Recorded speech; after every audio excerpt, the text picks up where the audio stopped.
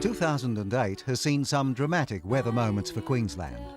From drought to deluge, the weather has been unpredictable and savage. And while droughts and cyclones are not necessarily caused by climate change, they will become more frequent in the future due to it.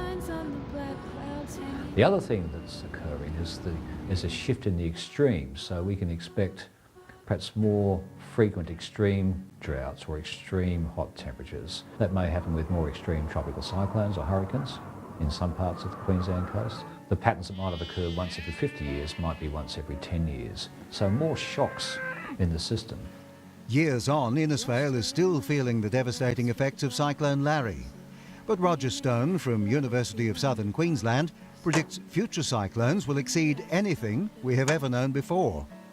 And then we've got the problems of sea level rise when it's associated with other factors, with tropical cyclones and what we call a La Nina event, where we get a lot of warm water anyway around the Australian coast. Put all those together, then you've got a problem.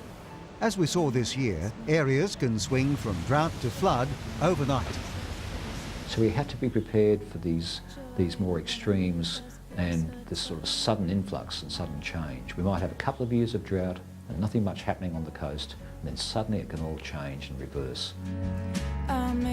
The other side of the coin is, as temperature rises, bushfires will also increase in severity and frequency. Green Cross Australia looks at the human side of climate change and wonders how we'll cope with these events. We looked at the experience in Queensland, especially around floods, and I mean, let's face it, we think that we have an emergency management system that's designed to cope with, 1 in 100-year events, these major events, and doesn't it feel like they're happening almost every year? At these times, emergency services rely heavily on their volunteers. And these are fantastic people. They work with the Red Cross, they work with the SES, the Rural Bushfire Brigade, they're with St. John's Ambulance, they've learned first aid, they're there for their communities.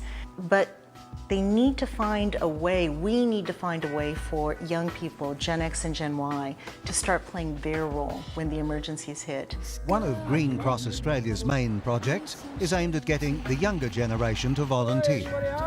And really trying to find heroes in young people that are actually out there in their communities. We could raise awareness about this connection, and they can also champion what it means to help be part of the solution on climate change. Tell her she can manage, that you can't change the way she feels. What